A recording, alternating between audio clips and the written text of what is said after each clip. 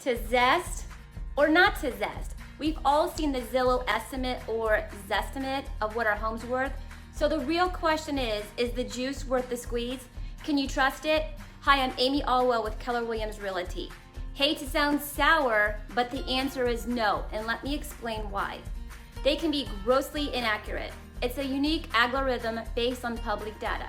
It's never once stepped foot in your home, so it can't account for any unique features or any upgrades you've made.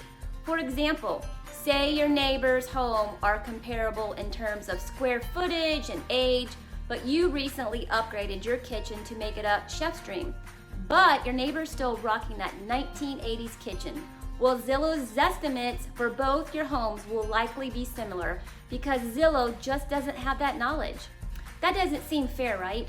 Zillow even acknowledges its lack of accuracy, stating their zestimates are only within 5% of the accurate value, 50.2% of the time. That's why if you're wondering what your home is worth, it's important to get a comparative market analysis or a CMA done on your home, and that's where I come in. If you're wondering what your home is worth, click the link below to submit your request for a CMA. I just need your name and address. I will have it ready in no time. I'm Amy Allwell. Thanks for watching.